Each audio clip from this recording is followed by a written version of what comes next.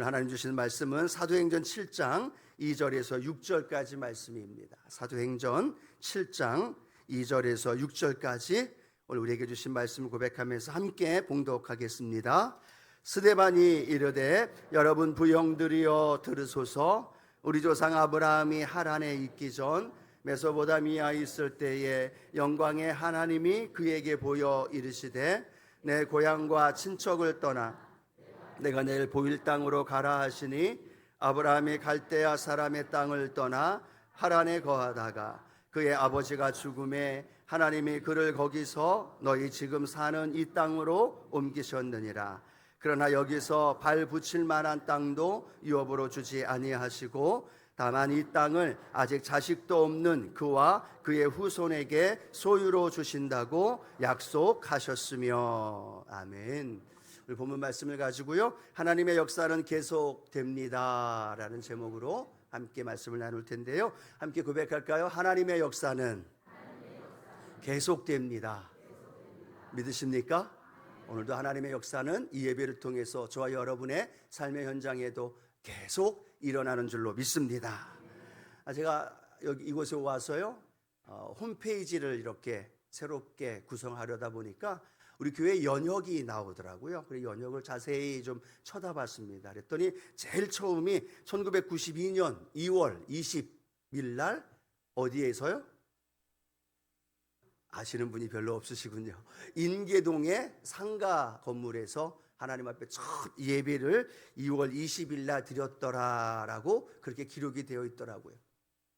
그 다음에 1992년 이후 2002년에 교회 이름을 제일 좋은 교회로 바꾸고 또 성전을 이곳으로 옮기고 또 그 안에서 성전 리모델링과 재직 임명 또 각종 하나님 앞에 절기 제사와 예배를 드리고 또 교역자들이 오고 가는 여러 가지 이야기들이 그 연역 안에 다 담겨져 있더라는 거예요.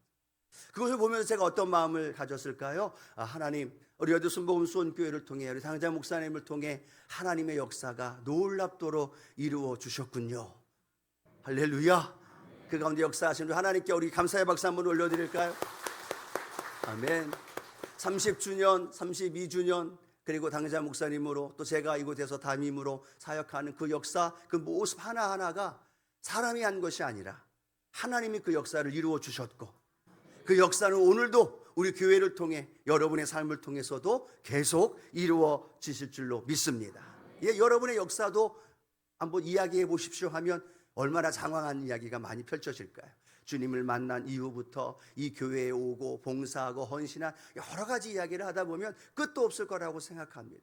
오늘 제가 왜 이런 이야기를 하느냐 하면 오늘 스데반 집사가 공회 앞에서 많은 사람들 앞에서 두렵고 떨리는 자리에서 하나님의 구원의 역사를 창세기부터 아브라함부터 시작해서 예수님까지 쭉 하나님의 구속사를 선포하고 있더라는 겁니다.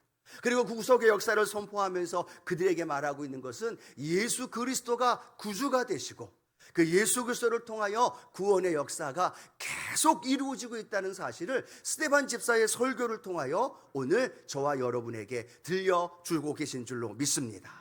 그러면 오늘 스데반 집사의 설교나 우리 교회의 역사나 여러분 개인의 역사 속에서 하나님은 오늘도 그 역사는 계속 이루어가고 계시다는 거예요. 그런데 그 역사가 계속 진행되어 가고 있는 상황에서 오늘 성경 읽은 말씀 중심으로 해서요, 세 가지 우리는 놀라운 비밀을 발견하게 되어집니다. 이 놀라운 비밀을 발견하면서 하나님, 내 삶의 역사 속에서 우리 교회의 신앙의 역사 속에서도 계속되어지는 하나님의 은혜가 이루어지게 하여 주옵소서. 그런 간절한 마음의 소원이 저와 여러분 안에 함께하기를 축복합니다.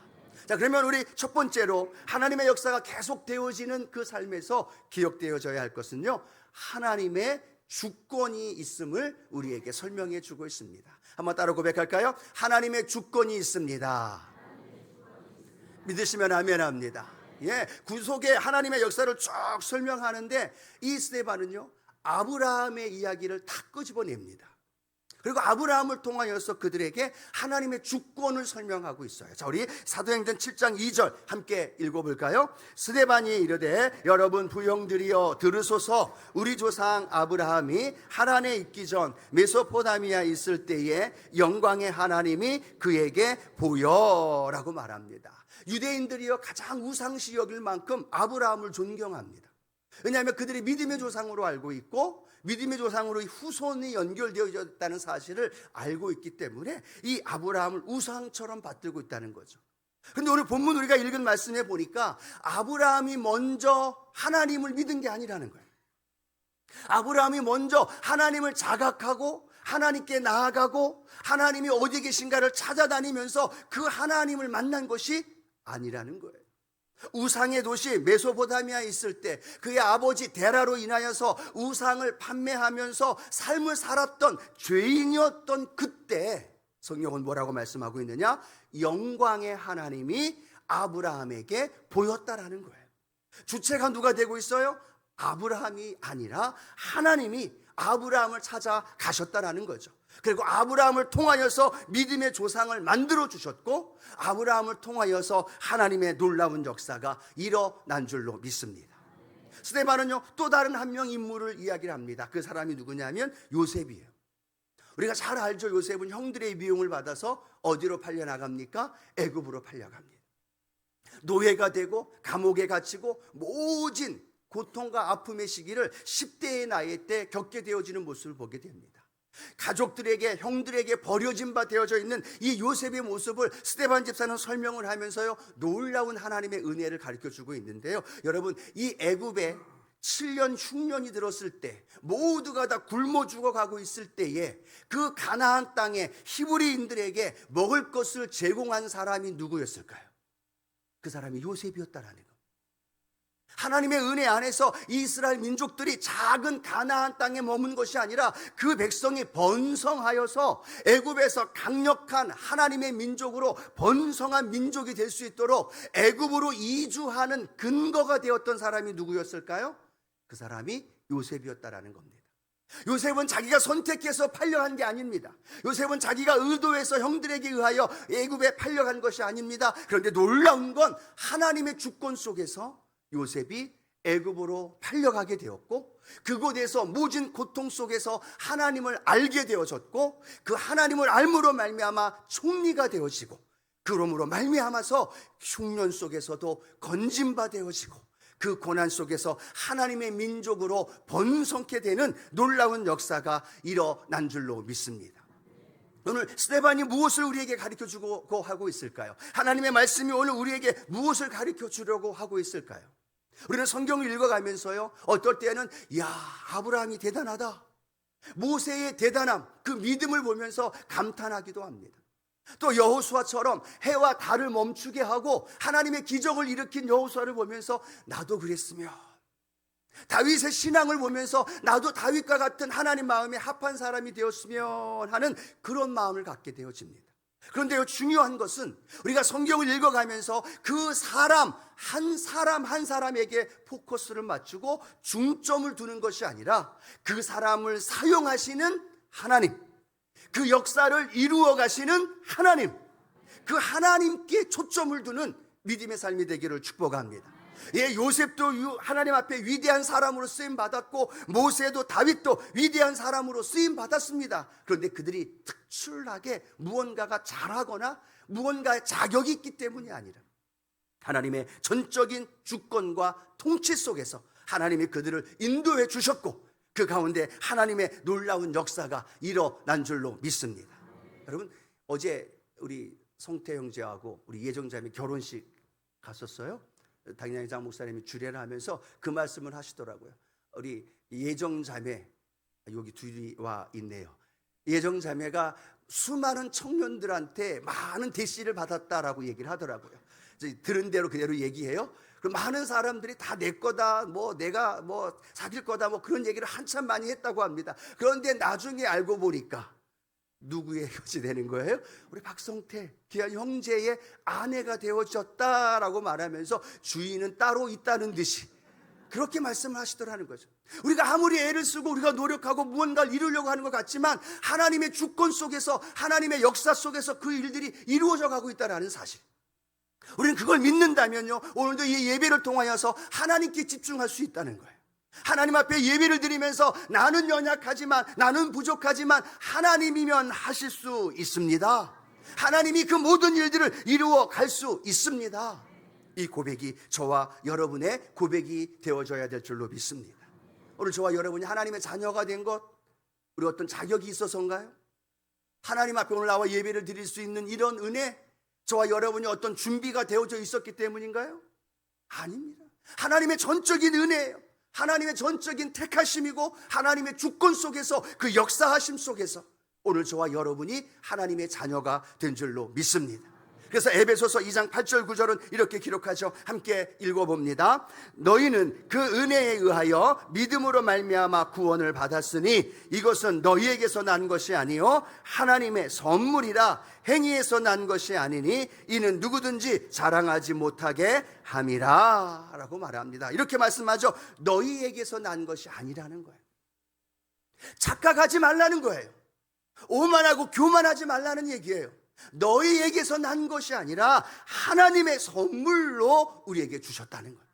오늘 내가 가지고 있는 것, 오늘 내가 누리고 있는 것, 내가 오늘 가지고 소유하면서 살아가고 있는 모든 것, 그것이 내가 잘해서, 내가 무언가를 이루어서, 내가 어떤 노력과 수고를 통하여서 얻은 것으로 착각하고 교만하지 말라는 얘기예요. 그곳에 하나님이 보이지 않는 듯 하지만 하나님은 살아계셔서 그 사역 속에서, 삶의 연장 속에서 우리의 삶을 인도하시고, 우리의 삶을 역사하시고, 우리의 삶 가운데 인도해 주시는 놀라운 하나님의 역사가 있음을 믿으시기 바랍니다. 그러면 우리는 하나님 앞에요 겸손할 수 있어요. 그러면 하나님 앞에서요 우리의 삶을 드릴 수 있어요. 사도 바울이 이렇게 고백하죠. 고린도전서 15장 10절 말씀. 그러나 내가 나 된 것은 하나님의 은혜로 된 것이니 내게 주신 그의 은혜가 헛되지 아니하여 내가 모든 사도보다 더 많이 수고하였으나 내가 한 것이 아니요 오직 나와 함께 하신 하나님의 은혜로다. 이 고백이 사도 바울의 고백만이 아니라 저와 여러분의 고백이 되기를 축복합니다. 그런데 사단은 와서요 그 자리에 자꾸만 우리를 올려놓으려고 합니다. 사단은 우리에게 와서요 자꾸만 세상을 그 자리에 놓으려고 합니다. 사단은 우리에게 와서요 그 주권적으로 역사하신 하나님의 자리에 돈을 올려놓고 돈이면 다 돼 라고 이야기를 합니다. 하나님을 바라보고 믿는 믿음의 신앙보다도 세상의 어떠한 업적과 노력과 수고, 그거면 돼 라고 말을 합니다. 수많은 젊은이들이요 자기의 노력과 수고로 말미암아 모든 걸 얻을 수 있을 거라고 생각하면서 하나님을 인정하지 않고 살아가고 있어요. 아니, 수많은 젊은이들이 아니라 오늘 우리의 자녀들의 모습은 어떤가요? 그들도 하나님이 아니라 내가 어떻게 하면, 내가 노력하면, 내가 수고하면 그걸로 인하여 무언가를 얻을 거라고 착각하면서 그렇게 세상을 향하여 나아가고 있는 안타까운 모습을 바라보면서 오늘 첫 번째로 저와 여러분이 기억해야 할 것은 하나님, 내 인생의 주권자 되신 그 하나님을 인정하게 하여 주옵소서. 우리의 자녀들이, 우리의 교회가, 우리의 삶이 하나님이 하실 수 있다는 사실을 철저하게 인식하고 그 하나님을 인정하고 그러면서 하나님 앞에 붙들림 바 되어지는 저와 여러분의 삶이 되어지기를 주님의 이름으로 축원합니다. 두 번째, 하나님의 주권적으로 우리 가운데 역사하시는데요, 하나님은 그 역사하심 속에 두 가지의 반응을 통하여, 두 가지를 통해서 우리와 계속 관계를 맺고 계시다는 거죠. 첫 번째는 뭐냐면 하나님은 우리에게 언약을 주십니다. 그리고 그 언약에 우리의 믿음과 함께 연결 지어지고 있는 모습을 발견하고 있다는 거죠. 오늘 성경에 보니까 사도행전 7장 5절 말씀, 이렇게 아브라함에게 주신 약속이 기록이 되어 있습니다. 함께 읽어봅니다. 그러나 여기서 발붙일 만한 땅도 유업으로 주지 아니하시고 다만 이 땅을 아직 자식도 없는 그와 그의 후손에게 소유로 주신다고 약속하셨으며, 맨 마지막 글자가 뭐예요? 약속하셨다는 거예요. 하나님이 아브라함을 부르셨어요. 그리고 아브라함에게 무엇을 하셨어요? 약속하셨다라는 거예요. 아브라함의 삶, 아브라함의 인생을 보면서 하나님은 그에게 약속을 하십니다. 그런데 하나님이 약속하시는 그때 아브라함의 상황은요, 발붙일 만한 땅도 주시지 않으셨어요. 자식도 없었어요. 아무런 것도 가지고 있는 상황이 아닙니다. 그런데 하나님은 아브라함에게 어떤 약속을 주셔요? 이 땅을 그와 그의 후손에게 소유로 주시리라. 아브라함이 지금 땅이 많은 게 아니에요. 아브라함이 엄청난 땅을 소유하고 있는 것도 아니고, 아브라함이 건강한 청년의 나이이기 때문에 그의 후손을 낳을 수 있는 조건도 아니라는 겁니다. 그런데 하나님은 아브라함에게 뭐라고 말씀하고 있느냐? 그건 상관없어. 내가 오늘 너를 축복하며 약속하는데 오늘 이 땅을 너와 너의 자손에게 주리라. 아멘 하신 분들에게도 그런 은혜가 있을 줄로 믿습니다. 할렐루야. 그 약속을 하신 거예요. 그 약속을 전혀 믿을 수 없는, 그리고 전혀 현실로 다가올 수 없는 상황입니다. 그런데 놀라운 건 아브라함은 어떻게 해요? 아멘. 그 말씀대로 될 줄로 믿습니다. 그 말씀대로 내 삶에 이루어질 줄로 믿습니다. 물론요, 의심도 해요. 물론 가나안 땅으로도 가요. 물론 하갈을 첩으로 맞이해서 이스마엘도 낳아요. 실수도 하고 넘어지기도 합니다. 그럼에도 그 약속의 말씀을 믿고 믿음으로 한 걸음 한 걸음 넘어지면서 쓰러지면서 의심하면서 걸어가게 되어질 때 종국에는 하나님이 그 땅을 아브라함과 그의 후손들에게 소유로 주게 되어지고, 아브라함을 그 믿음을 보시고 믿음의 조상으로 삼아 주신 줄로 믿습니다. 그런 아브라함의 모습을 사도 바울은 로마서 4장 19절 20절에 이렇게 기록하고 있는데요, 함께 읽어보겠습니다. 그가 100세나 되어 자기 몸이 죽은 것 같고 사라의 태가 죽은 것 같음을 알고도 믿음이 약하여지지 아니하고, 믿음이 없어 하나님의 약속을 의심하지 않고 믿음으로 견고하여져서 하나님께 영광을 돌리며 약속하신 그것을 또한 능히 이루실 줄을 확신하였으니. 아브라함이 그 삶의 모습을 보았는데, 사도 바울이 그 아브라함을 보면서 계속 반복되는 단어가 뭐예요? 믿음이란 단어, 그리고 하나님이 아브라함에게 약속하신 약속이란 단어예요. 이 두 가지를 계속 교차하면서 아브라함은 약속의 말씀을 믿고 의심하지 않고 이루어 주실 것을 확신하고 걸어갔다는 거죠. 오늘 그러면요, 이 교회, 여의도 순복음 수원교회나 저와 여러분의 개인의 삶의 역사 속에서 하나님은 오늘도 우리에게 어떻게 약속하시느냐, 어떻게 우리에게 응답하시느냐, 하나님의 약속의 말씀으로 저와 여러분에게 들려주신다는 거예요.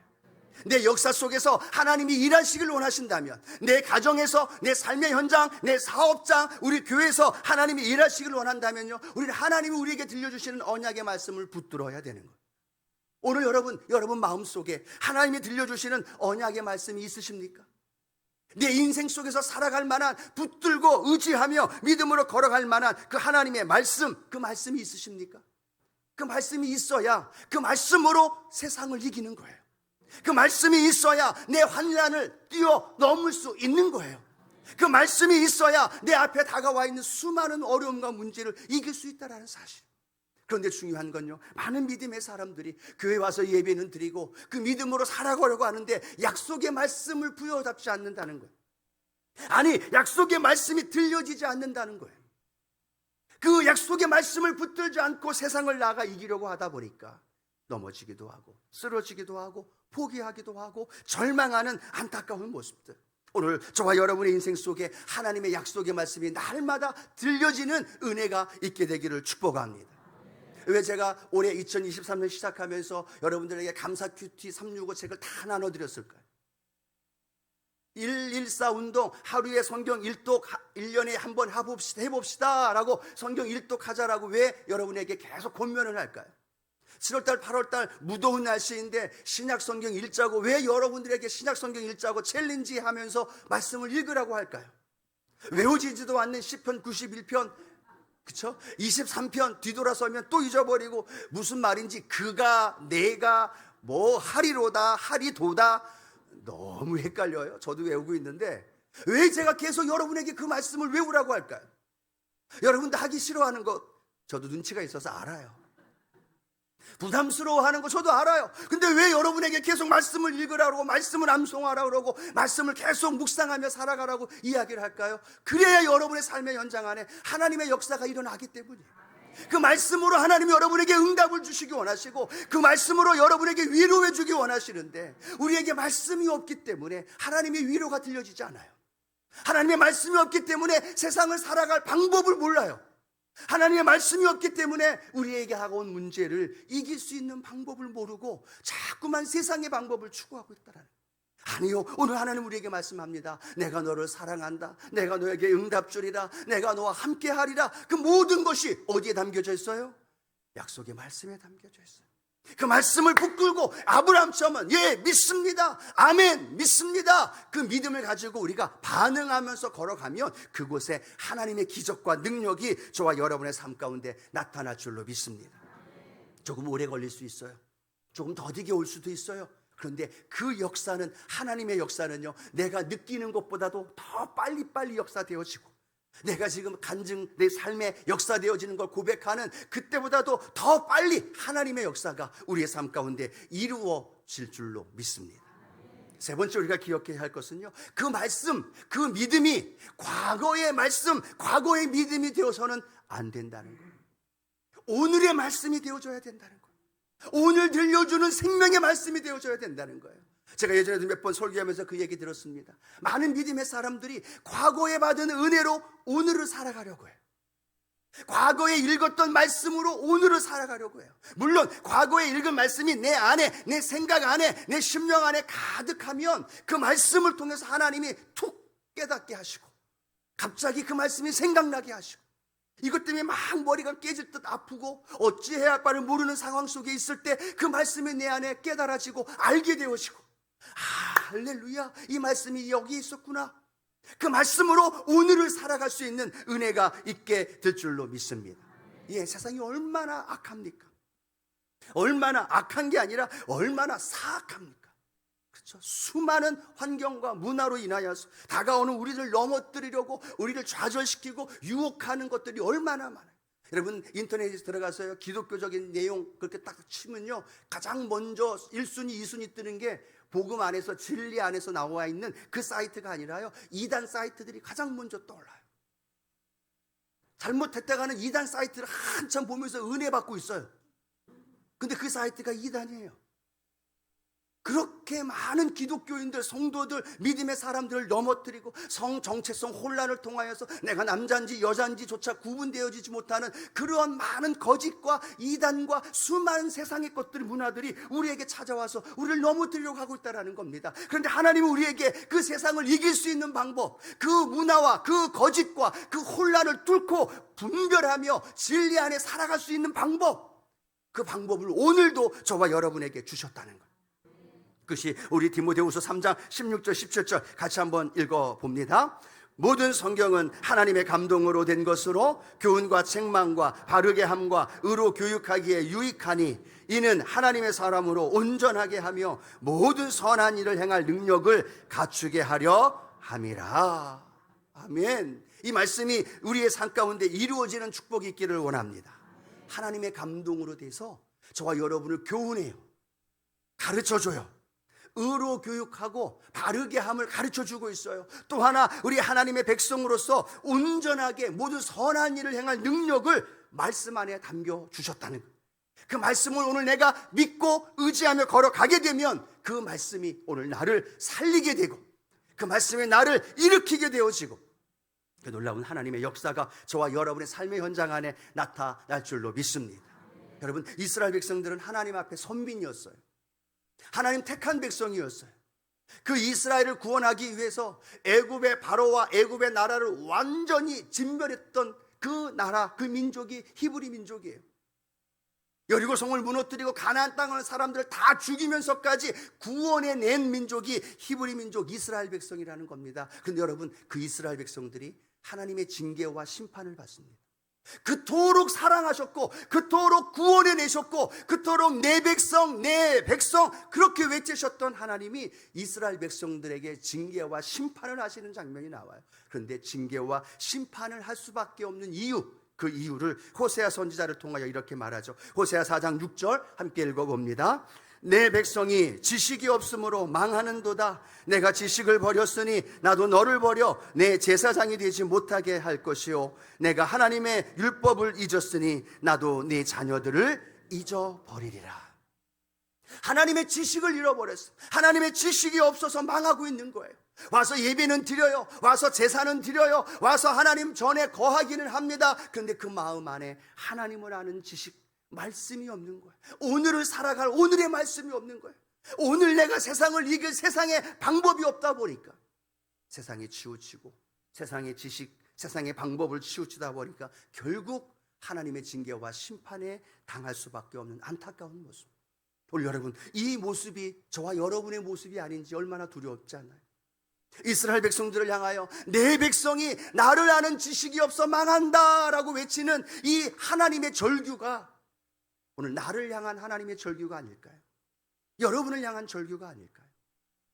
다른 것을 열심을 다하여 공부하고 준비하고 애쓰고 자격증 따고 자녀들 보고 그렇게 외치면서도 하나님의 말씀, 그 말씀을 내가 알지 못하여서 내가 망하고 있는 모습 보면서 하나님이 탄식하면서 내 백성이, 내 아들이, 내 딸이 나를 아는 지식이 없어서 망하고 있구나.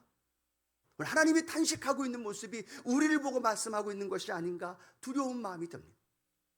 그래서 저는 또 다시 결단합니다. 우리 성도님들 말씀 더 많이 읽게 해야 되는구나. 할렐루야. 말씀 더 많이 묵상해야 해야 되는구나. 아주 그냥 말씀이 그냥 내 삶에 가득 채울 수 있도록. 한시에 성경 통독하고 있잖아요. 7, 8월달 우리가 챌린지 하면서 영성훈련 사역위원회 중심으로 해서 말씀을 통독해요. 여러분 몇 분이 오셔서 말씀을 통독하는지 아시나요? 시작했는데 많이 올 줄 알았어요. 꽉 찰 줄 알았어요. 근데 웬걸 한 주 지나고 두 주 지나고 또 적어지고 또 적어지고 또 오셔서 새롭게 말씀을 읽는 분들이 있어요. 맨 처음에 제 마음속에 굉장히 낙담이 됐어요. 구름대와 같이 몰려올 줄 알았는데 안 오는 모습 보면서 마음이 낙담이 됩니다. 그러면서 한편으로는 이런 마음의 위로를 주시더라고요. 평소에 다 읽어. 할렐루야. 장로님 감사합니다. 평소에 일주일 동안 매일매일 먼저 다 읽기 때문에 바쁜 일 때문에 오늘은 같이 못 읽는 거야 라고 나름대로 위안을 받고 있어요. 근데 여러분 제 위안이 맞나요? 할렐루야. 감사합니다. 근데 저는요, 저 혼자 읽으려면 자꾸 잊어버려요. 뭐가 바쁘서 이제 자꾸만 말씀을 읽으려면 잊어버리고 놓칠 때가 참 많아요. 그럼에도 하나님이 함께 읽게, 함께 나누게 하는 그 자리에 여러분 동참하시면서 말씀을 읽어가고, 많은 신학자들, 많은 목회자들이 그렇게 얘기합니다. 왜 오늘날 성도들이 성경을 읽는데 실패했느냐? 사적으로 성경을 읽도록 만들었다는 거예요. 개인적으로 성경을 읽도록 만들었던 이유가 성도들로 하여금 성경을 읽는 것에서 멀어지게 했던 원인 중에 하나라는 거예요.